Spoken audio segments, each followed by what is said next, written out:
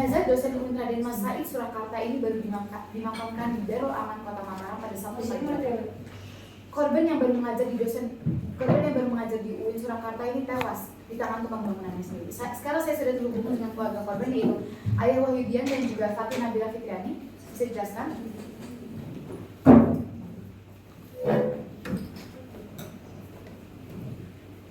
Jadi anak saya ini termasuk orang yang tidak banyak bicara. Dia santun, sopan, sehingga kalau ada kalimat dia marah-marah gara-gara dikatain, kayaknya tidak.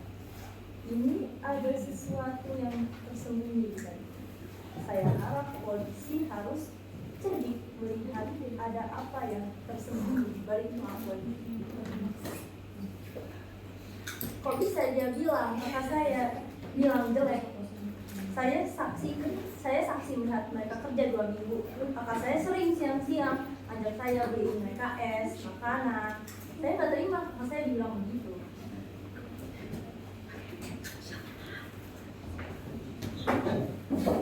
Sejumlah luka ditemukan di tubuh korban. Sementara usai dilakukan penyelidikan, tim Resserse Polres Sukoharjo akhirnya berhasil meringkus pelaku pembunuhan. Lalu bagaimana perkembangan kasus ini bisa dijelaskan oleh Kapolres Sukoharjo AKBP Steve. Selamat petang, Pak. Bagaimana perkembangan kasus ini bisa dijelaskan? Assalamualaikum, salam presisi, selamat petang. Ya, Kapolres bisa dijelaskan bagaimana kronologis jelas tentang perkembangan kasus ini, Pak? Sebelumnya saya dari Kepolisian Sukoharjo mengucapkan bela sungkawa. Jadi kronologisnya adalah saat saya menyelidiki atau melakukan pemeriksaan ke semua korban maupun tetangganya berawal dari Senin pukul 8.30, yaitu saat korban ini mengecek bangunannya yang sedang direnovasi oleh sang pelaku, yaitu tukang bangunan. Lalu sang korban ini merasakan adanya ketidakpuasan, lalu menyampaikan ketidakpuasan ini kepada sang pelaku. Lalu sang pelaku ini merasa tidak terima dan merasakan adanya dendam, lalu memiliki pemikiran ingin menghabisi sang korban. Berawal dari sang pelaku ini sudah berkali-kali mencari kesempatan untuk membunuh sang korban, yaitu hari pertama pada hari Senin. Jangan berisik ya. Sang pelaku ini sudah menyiapkan barang tajam, senjata tajam untuk menghabisi sang korban, tetapi saat itu tidak sempat, lalu mengurungkan niatnya lagi. Lalu lanjut ke hari kedua, yaitu hari Selasa. Dia sudah mempersiapkan semuanya, tetapi sang pelaku ini melihat perumahan sang korban ini sudah ramai, maksudnya tidak aman baginya, lalu mengurung, gagal lagi untuk menghabisi sang korban. Lanjut lagi di hari ketiga, yaitu pada hari Rabu tanggal 23 Agustus 2023. Sang pelaku ini dari rumah sudah memakai sarung, topeng, dan menyiapkan alat tajam. Lalu beranjak ke perumahan TKP perumahan, yaitu rumah korban. Lalu perumahannya ini tidak ramai, aman.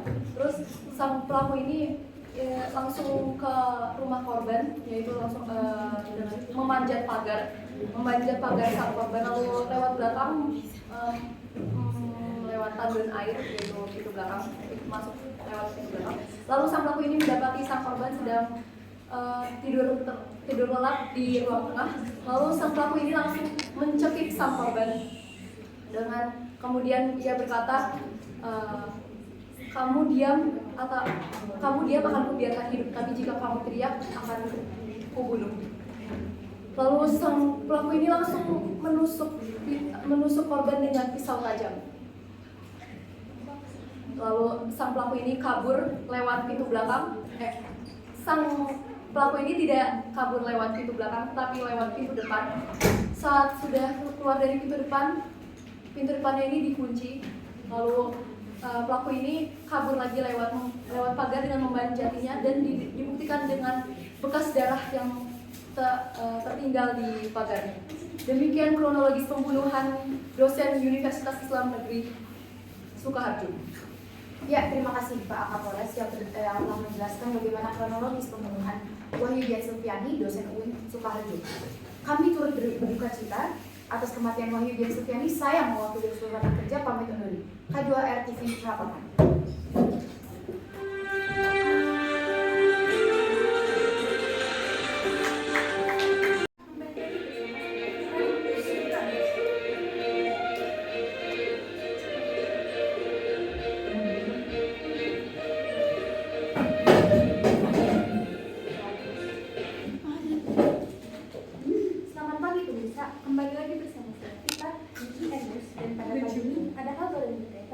hidup di Siapa yang tidak mengenal penguin, yaitu hewan yang lucu dan menggemaskan yang hidup di dataran salju Antartika. Membahas akibat pemanasan global, bongkahan es laut yang menjadi tempat tinggal koloni penguin telah mencair dan pecah, yang menyebabkan penguin tersebut tenggelam dan mati kedinginan. Peristiwa ini terjadi pada akhir 2022 di sebelah barat Antartika, di kawasan dekat laut dari lautan Antartika. Berikut adalah gambaran bagaimana hilangnya koloni penguin kasar. Berikut adalah gambaran bagaimana matinya koloni penguin kasar akibat es yang pecah dan cair. Tanggal 21 Oktober es laut ini masih besar dan masih membeku dengan sempurna. Namun seiring berjalannya waktu, akibat pemanasan global, es tersebut semakin lama semakin mengecil dan penguin tersebut kehilangan tempat tinggalnya. Kita akan berbicara langsung dengan reporter yang saat ini sedang berada di tempat kejadian. Terima kasih, kita ada semuanya. Selamat pagi pemirsa, saya Kirana Nadia. Dan sekarang saya di tempat kejadian yaitu Antartika Barat di kawasan dekat Laut Bellingshausen. Seperti yang Anda lihat ini, bongkahan es laut ini menjadi tempat tinggal para koloni penguin ini telah mencair dan pecah, yang menyebabkan anak-anak penguin tersebut kemungkinan besar tenggelam atau mati kedinginan. Dan 90% koloni penguin kaisar ini diperkirakan akan punah pada akhir abad ini. Seiring mencairnya es laut musiman di Antartika akibat pemanasan global yang terus berlanjut. Dan sekarang kami akan melihat proses langsung dalam penguin tersebut.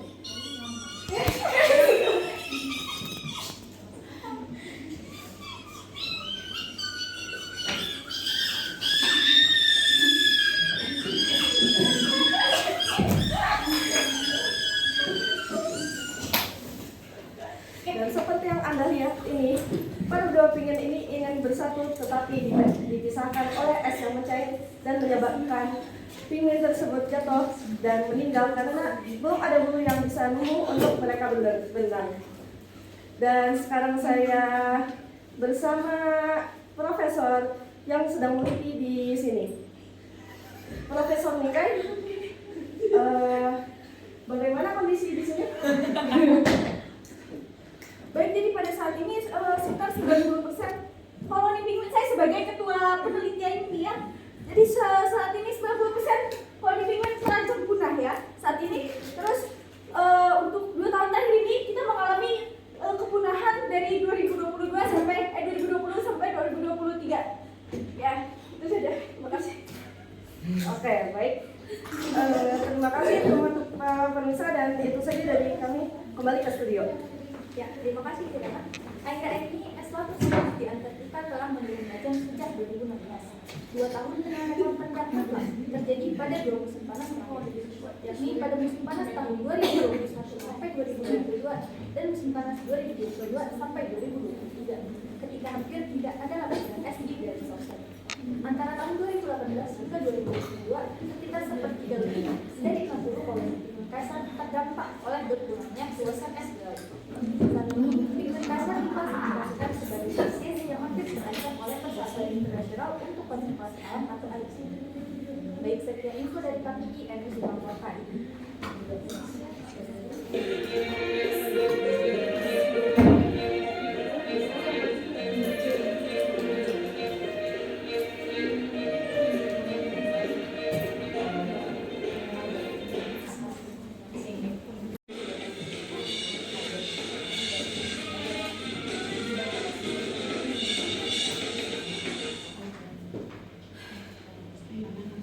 Selamat datang kembali pemirsa di acara Entak Show. Saya Mutia sebagai moderator dari Entak Show. Kembali lagi bersama kalian untuk menemani mengulas informasi menarik terbaru. Kali ini ada yang bisa tebak gak kita kedatangan tamu spesial dari mana lagi? Jadi hari ini kita kedatangan tamu spesial yang telah menggemparkan seluruh kalangan anak muda. Dimana zaman sekarang ya, anak muda tuh sangat memperhatikan tentang aspek fashion. Dan kali ini kita kedatangan desainer muda yang masih duduk di bangku SMK, namun tak berhasil menampilkan karyanya di sebuah event besar di kancah internasional di negara yang digadang-gadang sebagai kiblat fashion dunia. Marilah kita sambut, ini dia, Maggie Fadia.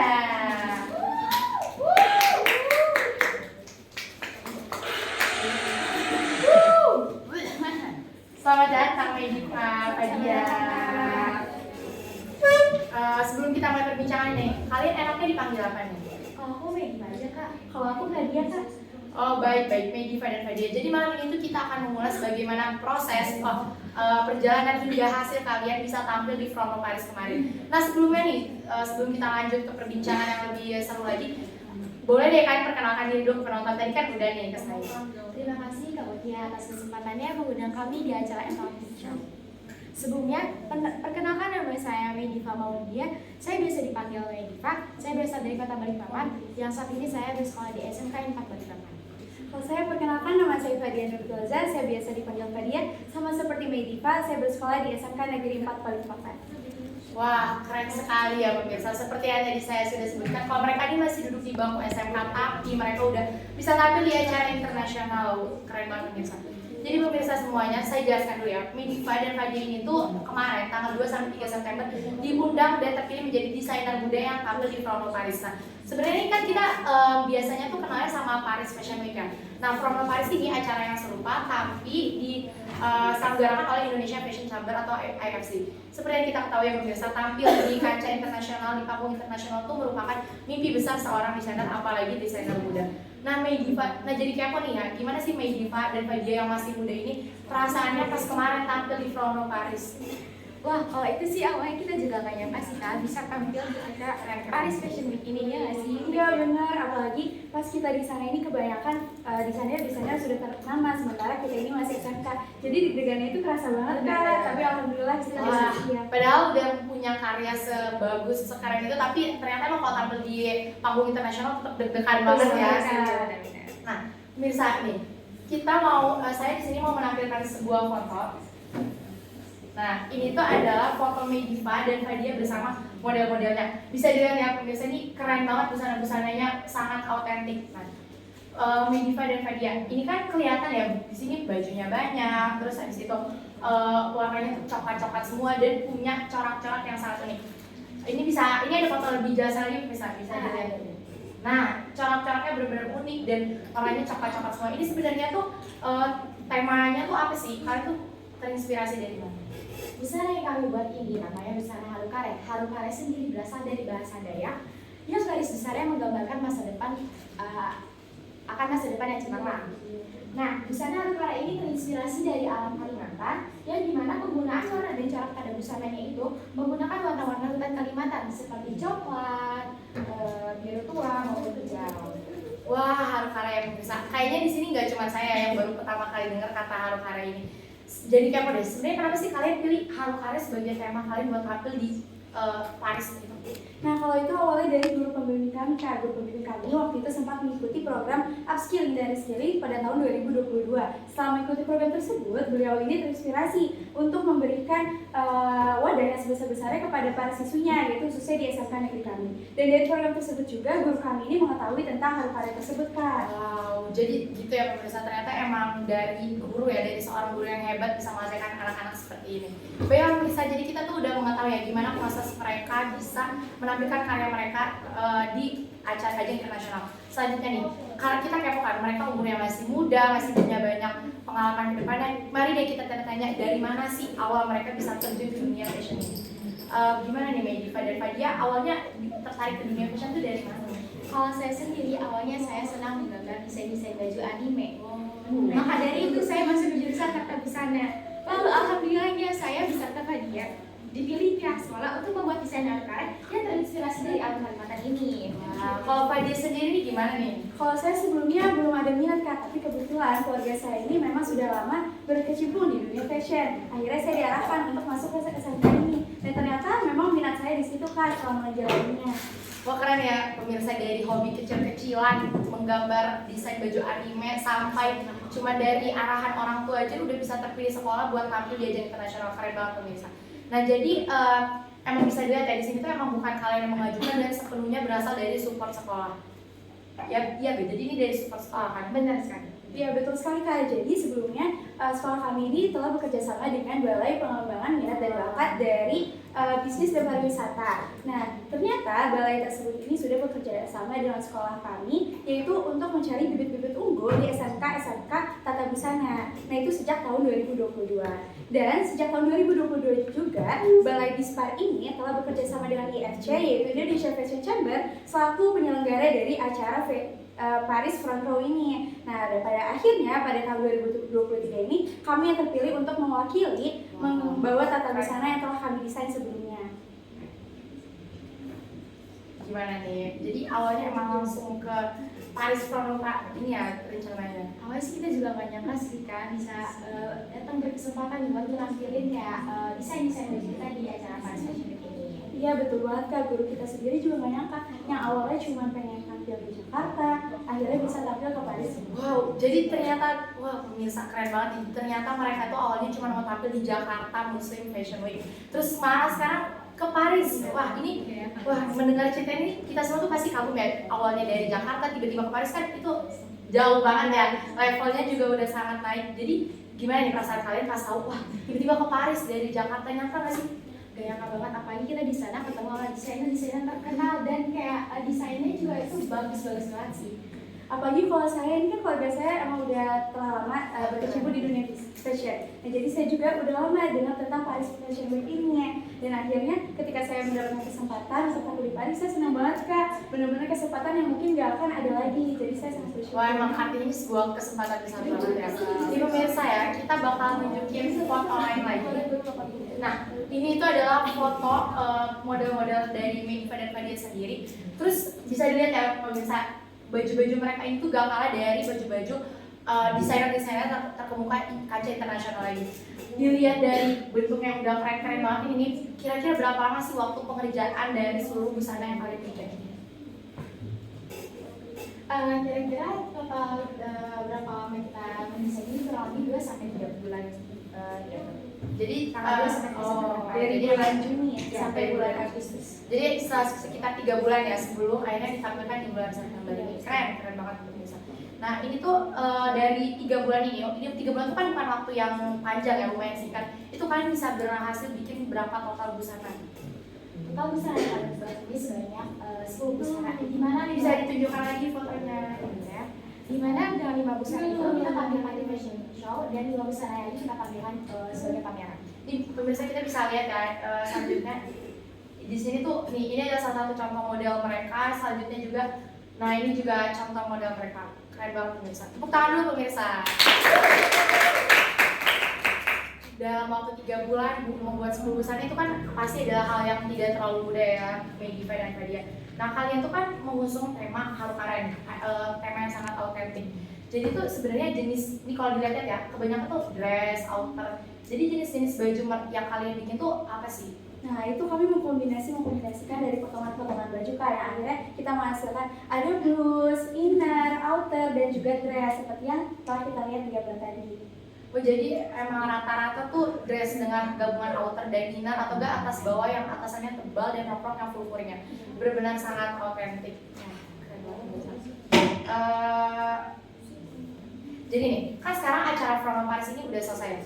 Terus kalian tuh udah buat baju ini dengan susah payah selama 3 bulan 10 busana. Kira-kira ini bajunya setelah selesai acaranya dikemanain sih? Kalian jual kah atau kalian koleksi? Kalau itu alhamdulillahnya setelah kami Fashion Week kemarin, beberapa busana itu sudah dibeli oleh pengunjung yang datang ke acara ini. Ada juga yang dibeli oleh warga lokal Paris dan beberapa juga dibeli oleh pihak KBRI. Wah ini kalau dilihat dari bentukan bajunya sih emang siapa sih pemirsa yang nggak mau beli, di mana bentukannya udah autentik banget, terus dibikin oleh desainer muda, calon desainer terkemuka. Keren banget pemirsa. Jadi kisah inspirasi Mediva dan Fadia ini tuh sangat menjadi inspirasi bagi kita semua, khususnya bagi kalangan generasi penerus bangsa Indonesia. Nah Mediva dan Fadia sendiri nih, sebelum kita tutup talk show pada pagi hari ini, ada nggak pesan-pesan buat penonton sekalian, khususnya kalangan generasi muda, apalagi dalam bidang pengembangan minat dan bakat mereka? Jadi buat kalian yang mempunyai minat dan bakat di bidang seni, bisa banget sih kalian ngembangin bakat-bakat kalian kayak seperti ikut lomba apa aja coba Kak. Kalian bisa ikut kayak lomba mural, yaitu lomba-lomba seni, atau lomba-lomba lain seperti melukis, menggambar. Nah, di Indonesia ini mungkin kalian juga banyak yang belum tahu. Banyak wadah-wadah yang bisa menampung talenta kalian. Nah, salah satunya itu di mana sih, Ma? Di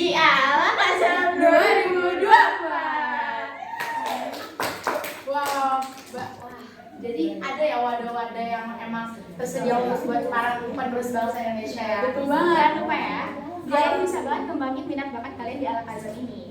Di Al-Kazam ini juga bukan hanya bakat seni doang yang bisa kalian ikutin. Ada misalnya kalian bisa ikut lomba curian cermat, debat. Jadi buat kalian yang memiliki bakat yang bidang akademik maupun non akademik bisa ikut di Al-Kazam ini. Bahwa baiknya untuk saat ini saking serunya agak kerasa ya, ternyata perbincangan kita udah sampai di penghujung waktu. Malam ini kita telah mendengar sekali lagi kisah inspiratif pemuda saat ini. Namun tidak bisa kita pungkiri di zaman digital saat ini kreativitas pemuda terkadang disalahgunakan. Lantas mengapa kita semua tidak bisa menggunakan kreativitas untuk membangun bangsa dan mencapai prestasi yang lebih besar lagi? Sampai kapan kalian penerus bangsa ini berdiam diri? Saya Mutia sebagai moderator Talk Show pamit undur diri, sampai jumpa di Talk Show berikutnya.